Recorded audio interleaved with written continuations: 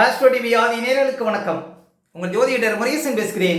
இன்றைய வீடியோவில் மீன ராசிக்காரர்களுக்கு இந்த குரோதி வருடம் முழுவதும் என்னென்ன அதிர்ஷ்டங்கள் கிடைக்கும் என்பதை பற்றித்தான் இன்றைய வீடியோவில் நாம் பார்க்க இருக்கிறோம். இப்போ மீன ராசிக்காரர்களுக்கு இந்த குரோதி வருடத்தில் கிரக நிலவரங்களை பார்த்தோமானால், ராசிக்குள்ள பாருங்க ராகு பகவான் சஞ்சாரம் செய்து கொண்டிருக்கிறார். அதே போல ராசிக்கு 3ஆம் இடத்துல இந்த குரோதி வருடம் முழுவதும் குரு பகவான் சஞ்சாரம் செய்வார். அதே போல ராசிக்கு 7ஆம் இடத்துல கேது பகவானும் ராசிக்கு 12ஆம் இடத்துல சனி பகவானும் சஞ்சாரம் செய்வார்கள். இதுதான் பார்த்தீங்கன்னா இந்த குரோதி வருடத்தில் மீன ராசிக்காரர்களுக்கு வருட கிரகங்களுடைய கோச்சார நிலவரம். சரி, இந்த குரோதி வருடத்தில் மீன ராசிக்காரர்களுக்கு எப்படி இருக்கும்? இப்போ பாருங்க, உங்களுக்கு குரு பகவான் ராசிக்கு 3ஆம் இடத்துல சஞ்சாரம் செய்வார். இந்த குரோதி வருடத்தில் உங்கள் ராசிக்கு அதிபதி, மேலும் 10ஆம் அதிபதி குரு பகவான் 3ஆம் இடத்துல சஞ்சாரம் செய்திருக்கிறார். பொதுவாக குரு 3ஆம் இடத்துல இருக்கும்போது ரொம்ப நிதானமாக இருக்கணும். ரொம்ப நிதானமாக இருந்தீங்கன்னா வரக்கூடிய பாதிப்புகள் உங்களுக்கு குறைவாக இருக்கும். ஏன்னா கோச்சாரத்தில் குரு பகவானுக்கு 3ஆம் இடம் சிறப்பில்லை. அதே போல் ராசிக்குள்ள ராகு பகவான் சஞ்சாரம் செய்து கொண்டிருக்கிறார். முக்கியமாக பார்த்தீங்கன்னா ரேவதி நட்சத்திரக்காரர்களுக்கு பாருங்கள், இப்போ தற்போது ரேவதி நட்சத்திரம் 2ஆம் பாதத்தில் ராகு பகவான் சஞ்சாரம் செய்து கொண்டிருக்கிறார்.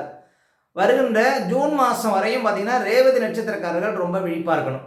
அதுக்கு பிறகு பாருங்கள், உத்திரட்டாதி 4, 3, 2, 1 போகும் ராகு பகவான் செல்வார். அப்போ ஜூன் மாதத்துக்கு பிறகு உத்திரட்டாதி நட்சத்திரக்காரர்கள் விழிப்பு தேவை. அப்போ ராசிக்குள்ள ராகு பயணிப்பது முக்கியமாக ரேவதி நட்சத்திரக்காரர்களுக்கு ஒரு சில ஏமாற்றங்களை கொடுக்கும் இந்த ஜூன் மாதம் வரையும். அப்போ ஜூன் மாதம் வரையும் எதுலேயும் கொஞ்சம் விழிப்பாக இருக்கணும், ஏமாறாமல் இருக்கணும். ஒரு வெளிநாடு போகிறீங்க, இல்லைனா ஒரு வேலைக்காக பணம் கட்டுறது, வெளிநாடுகளுக்கு போகிறதுக்காக ஏஜென்ட்டை பணம் கட்டுறது விஷயத்தெல்லாம் ரொம்ப விழிப்பாக இருக்கணும். அதேமாதிரி யார்ட்டையாவது பணம் கொடுக்குறீங்கன்னா உங்களுக்கு ரேவதி நட்சத்திரக்காரர்கள் ஜூன் மாதம் வரையும் பணம் அடுத்தவங்கள்ட்ட கொடுக்காமல் இருப்பது நல்லது.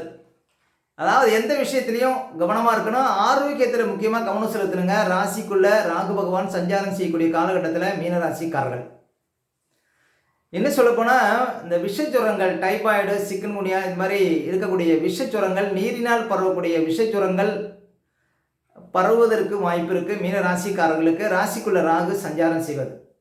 அதே போல் ராகு பகவான் ராசிக்குள்ள சஞ்சாரம் செய்யக்கூடிய காலகட்டத்தில் பேராசை ஆகாது. உங்களுடைய பேராசையினால் ஒரு சில கஷ்டங்கள் வருவதற்கு வாய்ப்பு இருக்குது, கவனமாக இருக்கணும். மொத்தத்தில் ராகு பகவான் ராசிக்குள்ள சஞ்சாரம் செய்கிற வரையும் பாருங்கள், ஆரோக்கியத்தில் அதாவது உடம்பு ஒரு சிலருக்கு வெயிட் ஏறும். அதே போல் விஷக்கிருமிகளால் ஒரு சில பாதிப்புகள் இருக்கும். பணம் சார்ந்த விஷயத்தில் கொஞ்சம் கவனமாக இருக்கணும். இது போன்ற விஷயத்தில் கொஞ்சம் கவனமாக இருந்தீங்கன்னா பாதிப்புகள் உங்களுக்கு கட்டாயம் இருக்காது. இந்த பில்லி, சூனிய, ஏவல் இதிலெல்லாம் நம்பிக்கை இருக்கக்கூடாதுங்க இந்த ராசிக்குள்ள ராகு இருக்கிற வரையும். ஏன்னா அதிலெல்லாம் நம்பிக்கை ஏற்பட்டு அதன் மூலம் உங்களுக்கு பொருள் விரயம், தன விரயம் ஏற்படுவதற்கு வாய்ப்பு இருக்குது, கவனம். மொத்தத்தில் ராசிக்குள்ள ராகு சஞ்சாரம் செய்யும்போது உக்கிரமான தெய்வங்களை வழிபடுவது நல்லதுங்க. காளியம்மன், பிரித்தேங்கரா, இது போன்ற உக்கிரமான தெய்வங்களை வழிபடுவதன் மூலம் பாதிப்புகளை நம்ம குறைத்து கொள்ள முடியும். மீன ராசிக்காரர்களுக்கு இந்த குரோதி வருடத்தில் உக்கிரமான தெய்வங்களை வணங்குங்கள், அது நல்லது. அதே போல் 7ஆம் இடத்துல கேது இருக்கிறார்.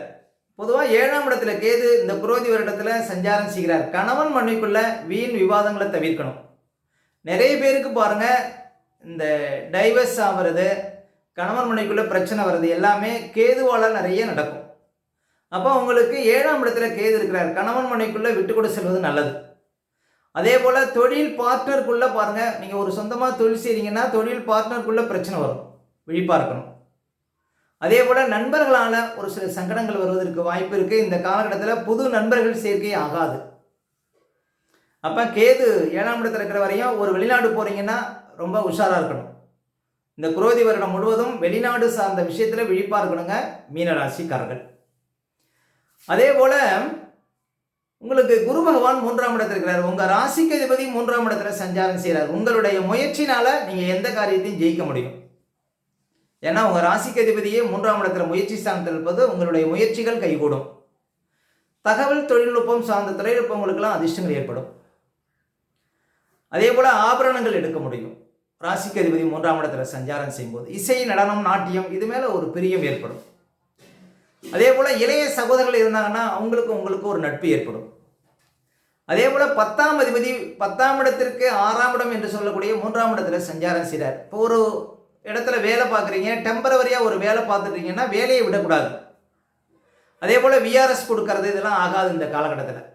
அதனால் உங்களுக்கு மன சங்கடங்களை கொடுக்கும். அதே போல் நிறைய பேருக்கு ப்ரொமோட்டுங்கிறது 10ஆம் ஆதி 3ல் சஞ்சாரம் செய்யும்போது உண்டாகும். அப்போ உத்தியோகத்தில் இருக்கக்கூடியவங்க வேலையில் ரொம்ப விழிப்பாக இருக்கணும். அதே போல் 10 குடையவன் 3ஆம் இடத்துல மறைவது, சொந்தமாக தொழில் செய்கிறீங்கன்னா இப்போ எந்த தொழில் செய்கிறீங்களோ அதில் தொடர்ந்து செய்வது நல்லது. ஒரு வியாபாரம் பண்ணுறீங்க, அந்த வியாபாரத்தை அப்படியே தொடர்ந்து நடத்துவது நல்லது. அதை விரிவுபடுத்துறது வேறு இடத்துக்கு மாற்றுறதுலாம் ஆகாதுங்க. அப்போ குரு 3ஆம் இடத்துல இருக்கிற வரையும் அவர் உங்கள் ராசிக்கு அதிபதிங்கிறதுனால விழிப்புடன் இருந்தால் வரக்கூடிய கஷ்டங்களை நம்ம குறைத்து கொள்ள முடியும். அதே போல் மீன ராசிக்காரர்களுக்கு 12ஆம் இடத்துல சனி பகவான் சஞ்சாரம் செய்து கொண்டிருக்கிறார். இந்த குரோதி வருடம் முழுவதும் உங்களுக்கு 12ஆம் இடத்துல சனி பகவான் சஞ்சாரம் செய்வார். அதாவது விரயத்துக்குரிய சனி பகவான் விரயஸ்தானத்திலே இருக்கிறார்.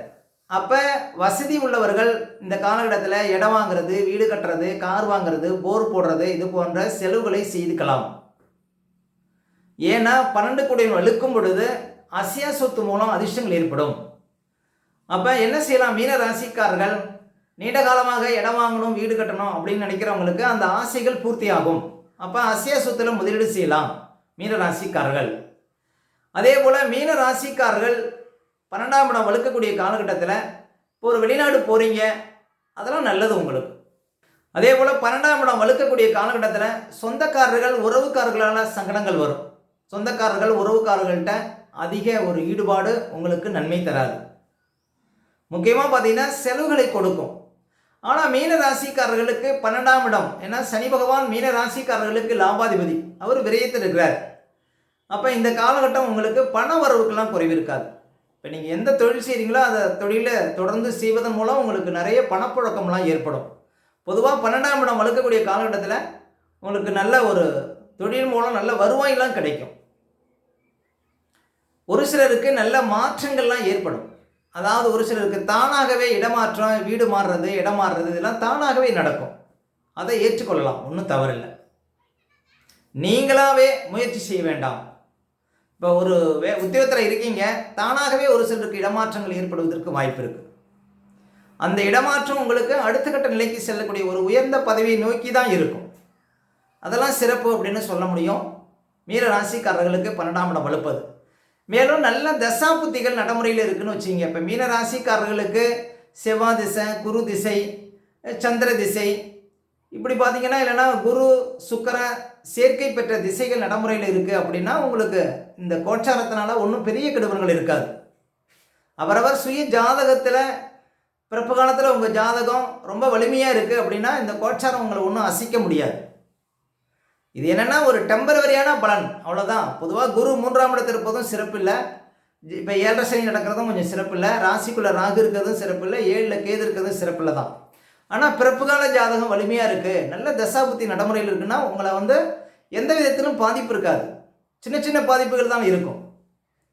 உங்களுடைய சுய ஜாதகத்தை வைத்து, உங்களுடைய சுய ஜாதகத்தின் வலுவை வைத்து தான் உங்களுடைய முன்னேற்றங்கள் இருக்கும். அவரவர் பிறப்பினுடைய நேரத்தை பொறுத்து இருக்கு, அவர் பிறந்த வருட கிரக நிலவரங்களை பொறுத்து இருக்கு. ஓகே, மொத்தத்தில் பார்த்தீங்கன்னா மீன ராசிக்காரர்கள் ரொம்ப எச்சரிக்கையாக இருக்கணும். இந்த குரோதி வருடத்தில் ரொம்ப விழிப்பாக இருந்தீங்கன்னா உங்களுக்கு எந்த சங்கடமும் வராது. நல்ல தசாபுத்திகள் நடைமுறையில் இருந்தால் பாதிப்புகள் உங்களுக்கு அறவே இருக்காது அப்படின்னு சொல்லலாம். அப்போ மீன ராசிக்காரர்களுக்கு ராசிக்குள்ள ராகு, அதுவும் ரேவதி நட்சத்திரத்தில் பயணிக்கிறார். தற்போது ஜூன் மாதம் வரையும் ரேவதி நட்சத்திரக்காரர்கள் விழிப்பு தேவை அப்படின்னு சொல்லலாம். மொத்தத்தில் உங்களுடைய சுய முயற்சினால் நீங்கள் எதையும் வெல்ல முடியும் இந்த குரோதி வருடத்தில் மீன ராசிக்காரர்கள். ஓகே, இந்த வீடியோ பிடிச்சிருந்தா ஒரு லைக் கொடுங்க. உங்கள் கருத்துக்களையும் கருணையும் கமெண்ட்ஸில் பதிவிடுங்க. நம்ம பல வீடியோ கொடுக்க இருக்கிறோம். நம்ம சேனலை சப்ஸ்கிரைப் பண்ணுங்கள். பக்கத்தில் வரும் பெல் பட்டனையும் கிளிக் பண்ணுங்கள். நன்றி, வணக்கம்.